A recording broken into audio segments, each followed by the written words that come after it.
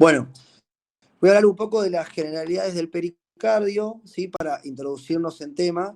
El pericardio, como saben, es la membrana externa que cubre el corazón, para decirlo de manera criolla. Y como muchas cerosas tienen dos hojas, la hoja visceral y la hoja parietal.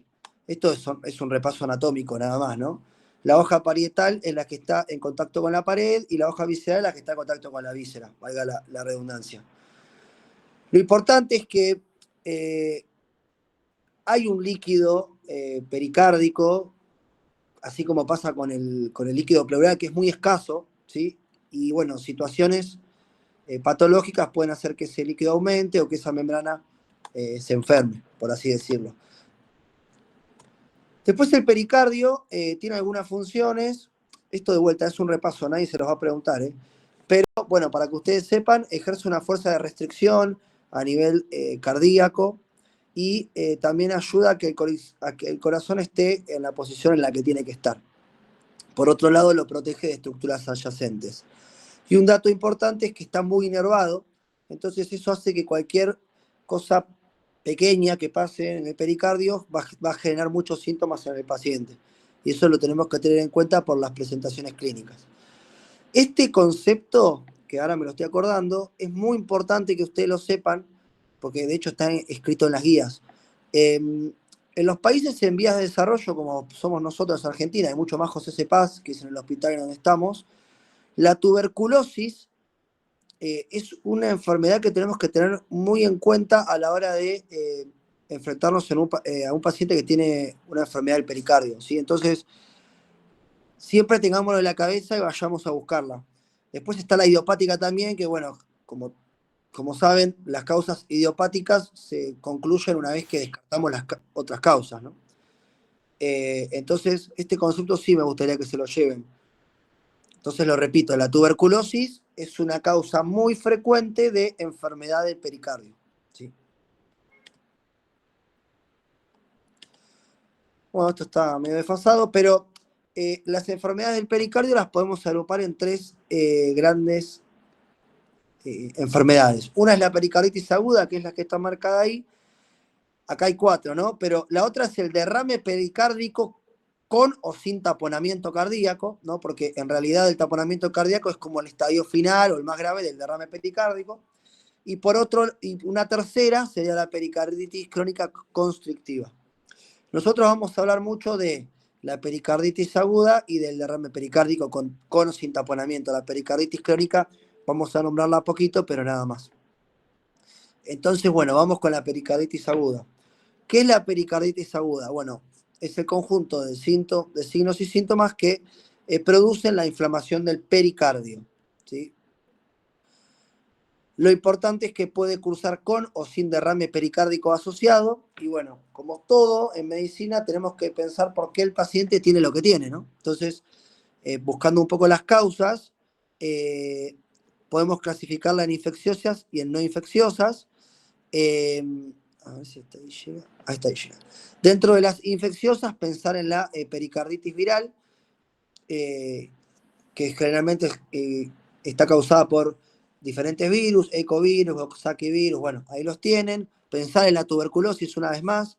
Y después causas fúngicas o parasitarias mucho más infrecuentes. Y luego en las no infecciosas tenemos que pensar en la que puede estar asociada al infarto agudo de miocardio, pensar en enfermedades autoinmunes, lupus a la cabeza, ¿sí? Pensar en la pericarditis de origen neoplásico, nosotros tuvimos una en la sala, en las enfermedades metabólicas como el síndrome urémico o el hipotiroidismo. Después puede haber causas traumáticas y cuando descarte todo eso me voy a la idiopática, ¿sí? Una cosa antes de seguir, tengan en cuenta que es medio parecido a lo que hablamos la otra vez en glomerulopatías. Hay enfermedades que, por ejemplo, la tuberculosis o el hipotiroidismo o el síndrome urémico, que pueden dar pericarditis, también pueden dar derrame pericárdico, o sea, la misma enfermedad sistémica puede manifestarse de diferentes maneras en el pericardio, ¿sí?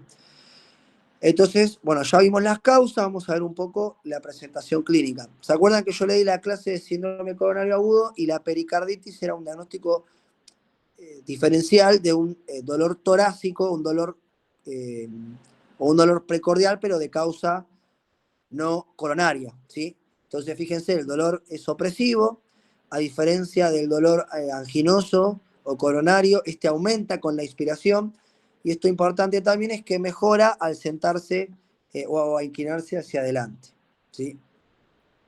Una cosa que puede tener a veces es el síndrome febril, obviamente que no es tan frecuente, pero bueno, eso tiene que ver mucho con las causas, ¿no?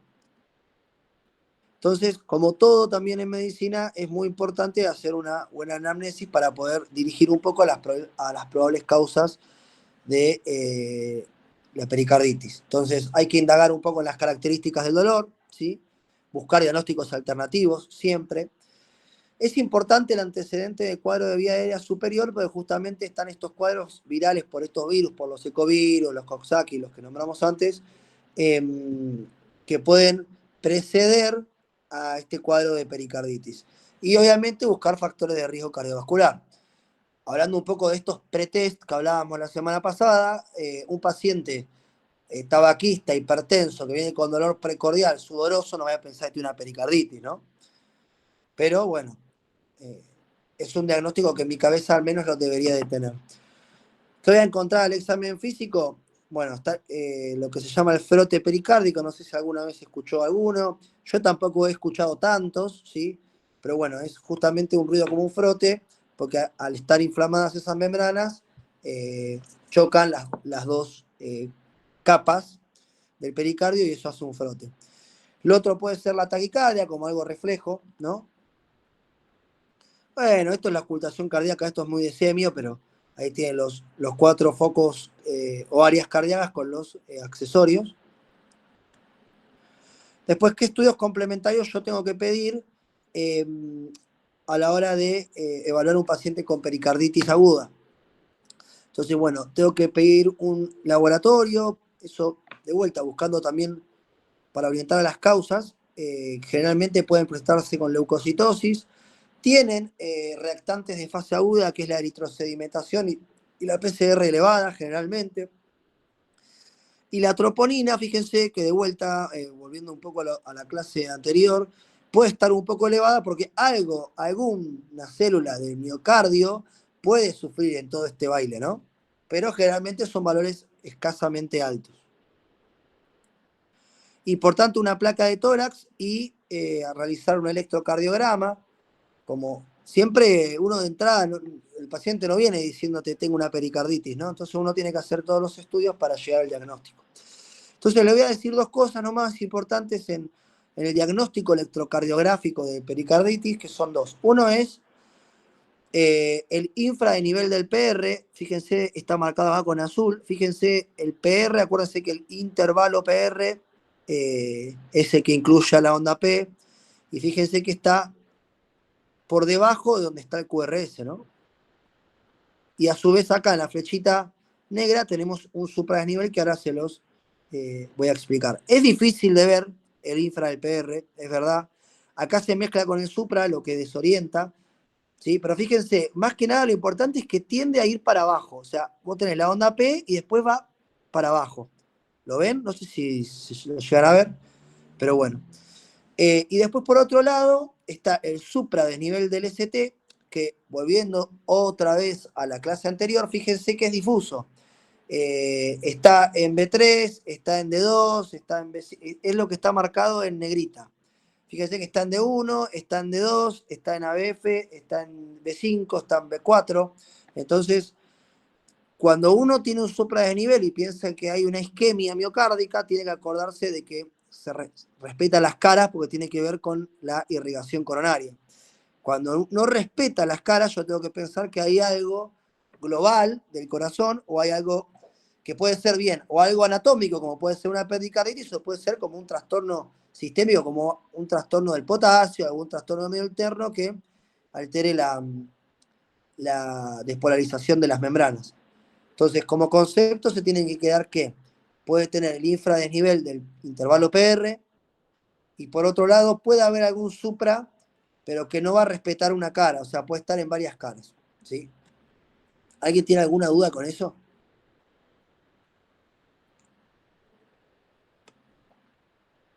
Sigo entonces. ¿Qué otro estudio yo debería de hacer en mi paciente con pericarditis aguda? Bueno, un ecocardiograma, ¿no? El ecocardiograma es algo que mucho más sensible, más específico para ver la anatomía del corazón. Entonces, puedo ver, no me va a servir para ver si tengo una pericarditis, eso es muy difícil para verlo porque es algo mínimo, pero sí puedo ver si, por ejemplo, hay una derrame pericárdico asociado, o puedo verlo como un diagnóstico alternativo y puedo ver si tengo alguna alteración de la motilidad o si tiene algo que me puedo orientar a otro diagnóstico, ¿no? Si tengo un infarto y tengo un trastorno de la motilidad en la cara anterior, el diagnóstico de pericarditis queda excluido, ¿no? Bueno, lo importante de esto es saberlo, saber que el tratamiento, por suerte, no es tan agresivo y generalmente tiene una evolución autolimitada a estas enfermedades, ¿sí? A ver, ahí está. Entonces, lo importante es que se le da reposo y analgésicos. Se usa la aspirina generalmente viene de 100 miligramos, ¿no? Entonces hay que darle muchos comprimidos, por eso algunos, las pocas pericarditis que hemos tratado, preferimos el ibuprofeno. No dar corticoides de entrada, hay algunas indicaciones para corticoides que no importan ahora, generalmente en los que son refractarios, en inmunosuprimidos. Y después se podría llegar a dar la colchicina, que también no en todos los pacientes. Ustedes solo se tienen que quedar con los AINES, ¿sí? Y tener en cuenta que la evolución es autolimitada. Siempre hablando de pericarditis. Este cuadrito lo saqué del Álvarez Argente, si mal no recuerdo, por el cuadro lo digo, y me gusta porque son como diagnósticos, son 3 diagnósticos que son importantes, que es la isquemia, la pericarditis y la embolia, y algunas diferencias, ¿no? Entonces, por ejemplo, fíjense que la isquemia es un dolor, una pesadez, es opresivo, generalmente la pericarditis es más como, pues si bien puede ser opresivo, generalmente es más como como empuñalada, lo ponen acá, eh, pero empeora con la inspiración, cosa que no pasa con el infarto agudo de miocardio. Eh, Cómo mejora o empeora ese dolor, también tenemos las diferencias acá, que en el infarto y el embolismo pulmonar no hay mejoría con ninguna posición. Nada, este se lo dejo para que después ustedes lo vean, ¿sí? Bueno, siguiendo un poco con las enfermedades del pericardio, voy a hablar entonces ahora de derrame pericárdico y del taponamiento cardíaco, ¿sí? Como se imaginarán, el derrame pericárdico es la acumulación anormal del líquido en la cavidad pericárdica. Acuérdense que hasta 50 mililitros es normal. Eh, Como cualquier líquido que se acumula en las serosas, como puede ser en la pleura, como puede ser en el líquido abdominal, etcétera, podemos, de manera criolla, por así decirlo, lo podríamos clasificar en si el pericardio está enfermo, que sería un exudado, o sea, si la serosa está enferma, que sería un exudado, o si hay una enfermedad sistémica que me esté produciendo que se me acumule líquido en el pericardio y probablemente en otras serosas, ¿sí? Entonces, dentro de los trasudados, acuérdense las causas de trasudado: insuficiencia cardíaca, insuficiencia renal, cirrosis, acá entra el hipotiroidismo también, obviamente en casos graves, ¿no? De hipotiroidismo. Y en el caso de los exudados, como más importante, las infecciones, las neoplasias, y acá no puse las colagenopatías también, ¿no? Un lupus, por ejemplo, me da un exudado y es una colagenopatía. Eso también, eh, saberlo a modo esquema mental, ¿no? Y después, por otro lado, tener en cuenta que el cuadro más grave del derrame pericárdico es el taponamiento cardíaco. Causas de derrame pericárdico, hay algunas que son parecidas a la de las pericarditis, como la viral, como la urémica, la tuberculosis, la idiopática, ¿sí? Tener en cuenta entonces las enfermedades autoinmunes o las colagenopatías, ¿sí? Puede haber post-IAM también. Después, la insuficiencia cardíaca, el paciente que está encharcado, bueno, va a tener derrame pleural, probablemente tenga ascitis, derrame pericárdico. Todo eso es normal. Bueno, esto no sé por qué se pintaron.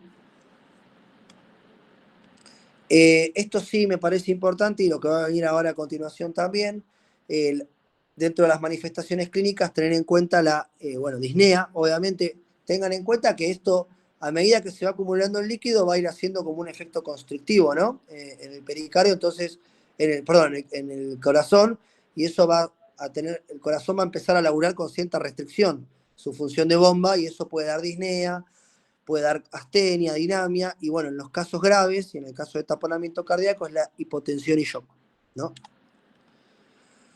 Entonces, ¿cuáles son las hallazgos al examen físico que puedo encontrar? Bueno, hipotensión y taquicardia, esto también refleja, ¿no? La taquicardia, al estar más contraído el miocardio, va a aumentar la frecuencia cardíaca para mantener el volumen minuto. La hipotensión también puede ser en casos de moderados a severos, y ahora lo voy a explicar por qué. Después el pulso paradojal, eso es importante, acuérdense que es el aumento de la tensión arterial sistólica a más de 10 milímetros en inspiración. En la disminución, no sé si dije aumento, pero eso tiene que ver con que cuando uno inspira, aumenta más la presión en el tórax, en un corazón que ya tiene cierta presión por ese derrame, entonces la sistólica va a bajar. ¿Entienden eso, no? Y lo mismo pasa con la ingurgitación yugular, que al estar comprimido el corazón, van a llenar las yugulares. Y la diferencia entre esto y la insuficiencia cardíaca es que no colapsan con la inspiración. Y eso se llama signos de Kussmaul. Por otro lado, lo que tiene que ver con los ruidos cardíacos, yo apoyo el estetoscopio, tengo una interposición de líquido entre lo que escucho y el corazón, o es lógico que tenga los ruidos cardíacos alejados. Y bueno, la matidez anormal en el precordio. Entonces, esto sí, me gustaría que se lo lleven, que es la tríada de Beck, ¿sí?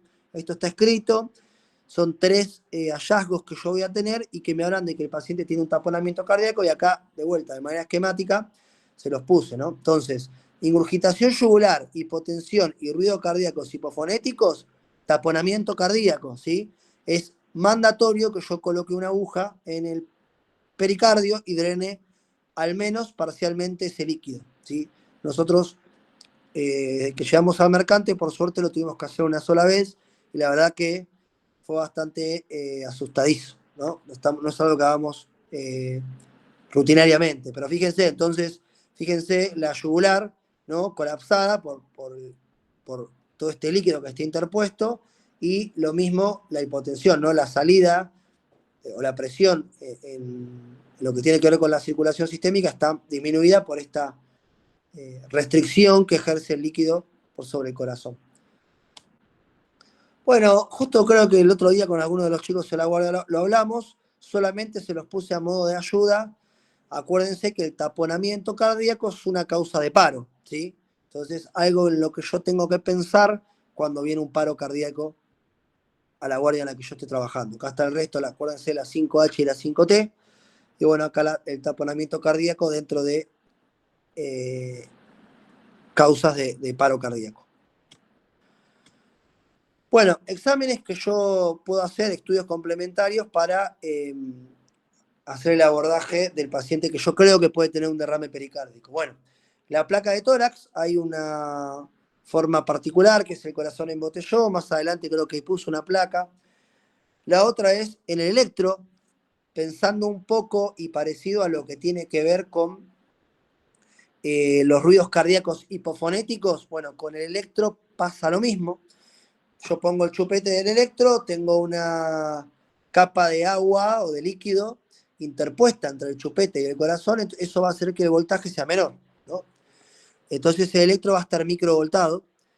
Después tener en cuenta que el electrocardiograma es el estudio más sensible y más específico que le puedo hacer. Obviamente, apoyo el traductor, miro, creo que también puse alguna foto, y después el laboratorio como para pensar un poco en las causas. Bueno, acá les puse, esto es un corazón en botellón, fíjense, ¿no? Cardiomegalia. La diferencia también, muchas veces vemos hipertrofias o miocardiopatías dilatadas, que obviamente no se diagnostican por placa, pero uno con el resto de los estudios complementarios los ve. Y fíjense que esto lo que tiene es como más grande todo, ¿no? O sea, se los voy a tratar de marcar, no solo es a lo que tiene que ver con el ventrículo derecho, sino fíjense que del lado izquierdo, perdón, sino fíjense que del lado derecho también y sigue hasta arriba, ¿no? Están como borrados los arcos. Eh, los arcos, ahora se me fue el nombre, los arcos que vemos en la placa.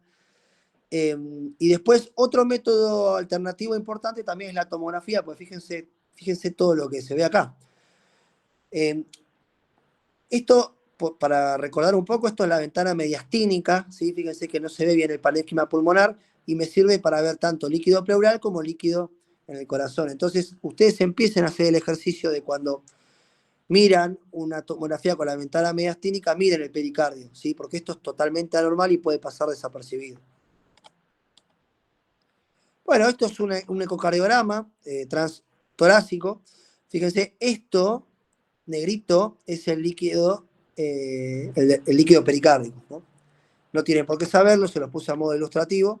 Y esto es el electro. A ver, yo siempre jodo con el tema del microvoltaje, porque lo primero que uno tiene que hacer para darse cuenta que el electro está microvoltado es por ahí alejarse un poco del electro, no pegárselo a los ojos. Y bueno, como ven, los complejos están más pequeños. No sé si están muy duchos con electro, pero los que por ahí sí, o comparativamente con el de pericarditis, miren lo que son las precordiales, ¿no? Que se deberían de ver grandes. Entonces, ¿ustedes conocen la definición de microvoltaje? ¿Saben lo que es microvoltaje en el electro?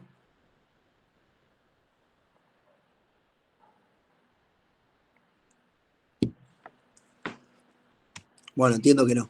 Definición técnica no. Bueno, se lo voy a decir. La definición de microvoltaje, que puede ser por un derrame pericárdico o puede ser por otras causas, pero bueno, lo principal y la causa más frecuente sí es el derrame pericárdico.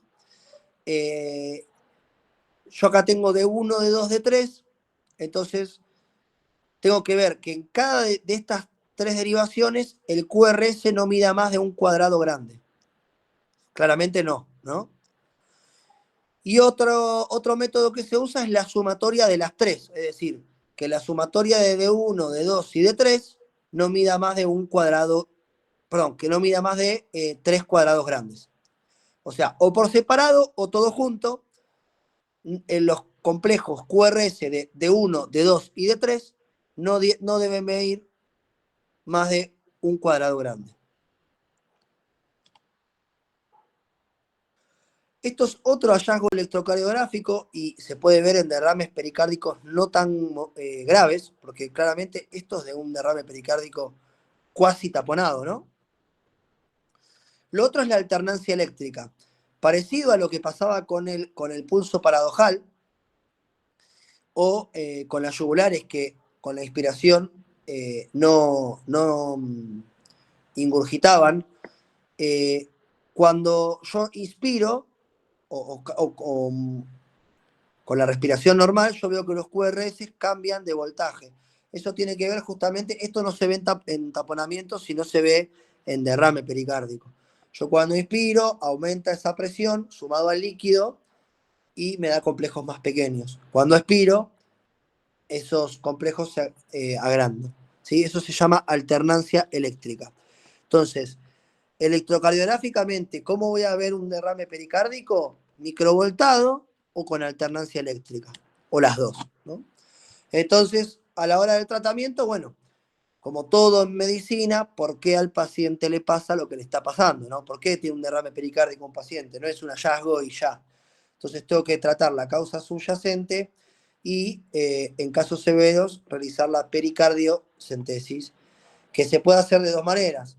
Guiada por ecógrafo, que es lo más fácil, pero bueno, no lo disponemos, por lo menos en el hospital, no lo disponemos las 24 horas. Y la otra es, esto es la apófisis sifoides del esternón, a punto más o menos hacia sería el hombro izquierdo, siempre aspirando, entro y cuando viene el líquido parecido a las toracocentesis o a la citis, comienzo a aspirar. Se puede dejar un drenaje, eso generalmente no lo hacemos porque no lo hacen más los cardiólogos, pero sí con una jeringa de un gran calibre, como esta que es de 60, 70 mililitros, tengo que drenarle por lo menos 1 o 2 jeringas y eso generalmente los mejora bastante. Después, bueno, de vuelta ir atrás de la causa, ¿no? Así que bueno, esas son las dos enfermedades más graves, ¿sí?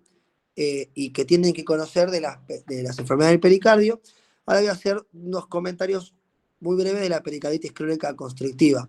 A diferencia de la pericarditis aguda, esto es de evolución crónica, ahí donde la tuberculosis, una vez más, es algo que tengo que tener en cuenta, ¿sí? Entonces, fíjense que hay una inflamación crónica del pericardio, entonces esa inflamación crónica produce fibrina, toda la cascada de la cicatrización y toda esa historia que la vieron en Pato, Fisiopato, etc. Pero lo importante acá, el concepto que ustedes se tienen que llevar es que esta inflamación crónica produce engrosamiento o calcificación del pericardio. Entonces, eso también, como lo dice el nombre, genera una especie de carcasa alrededor del corazón y genera un efecto constrictivo, ¿no? Entonces altera esta función de bomba que tiene el corazón. Entonces, tengan en cuenta que además de engrosarse y de calcificarse, se puede adherir al epicardio y eso también puede generar algunos problemas, ¿sí? Pero bueno, esto es algo muy resumido que les voy a pasar. Tener en cuenta dentro de la etiología la causa tuberculosa a la cabeza, ¿sí? Tener en cuenta la radiogénica, o sea, hay muchos pacientes que lo hacen post radioterapia por tumores. La autoinmune y la urémica, de vuelta, son casos por ahí no tan frecuentes y generalmente lo vemos más como derrame pericárdico o pericarditis. ¿Sí? Bueno, idiopática, ahí hay un par más. Dentro de los hallazgos al examen físico o de las manifestaciones clínicas, bueno, astenia, dinamia, disnea de esfuerzo, pueden sentir pesadez a nivel del epigastrio, ¿sí? Dependiendo, obviamente, la gravedad, podemos tener la ingurgitación yugular por este efecto constrictivo que realiza, la hepatomegalia por algo de falla cardíaca retrógrado, edemas periféricos, ¿sí? Todo esto, el pulso paradojal de Kumaul, la desaparición del choque de punta, porque claro, el corazón late, pero no golpea contra la pared porque tiene eso interpuesto, ¿sí? Y los ruidos cardíacos hipofonéticos. Lo más importante de esto que le quiero mostrar es, bueno, pedir exámenes complementarios, hacer ecocardiograma, laboratorio, radiografía de tórax. Y le voy a mostrar acá para que vean. Fíjense, esto es una radiografía de tórax, frente. Fíjense esto de acá abajo, ¿lo ven? Se ve medio blanquito, densidad cálcica. Bueno, eso es una placa cálcica en el pericardio, y acá lo mismo, ¿la ven? ¿Ven que es cálcico? Fíjense la vértebra que es hueso, fíjense esto, ¿no? Y lo más importante, que es lo único que tienen que saber de pericarditis crónica constrictiva, además de las causas, es que eventualmente puede llegar a requerir una pericardiotomía. O sea, directamente le sacan el pericardio. Tiene algunas funciones que ya las vimos en el pericardio en la introducción de la clase, pero bueno, es un tejido, digamos, del cual podríamos prescindir. Por eso se hace, ¿sí? Esto se los pongo porque ustedes yo creo que ya están empezando a ser médicos y bueno, se los pongo por si alguno se quedó con ganas de leer algo más, siempre busquen todo lo que tiene que ver con cardiología, busquen la Sociedad Argentina de Cardiología, la SAC, fíjense que está ahí, o la Guía Europea de Cardiología, la ESC, ¿sí? Yo lo saqué, esta clase en su momento cuando la hice, la saqué de ahí. Y generalmente son guías que son un poco largas, pero son amigables y sientan bases conceptuales bastante importantes que generalmente después no se las olvidan más, ¿sí? Así que bueno chicos, eso es la clase nada más. Díganme si quedó alguna duda o alguna pregunta, si no, son libres.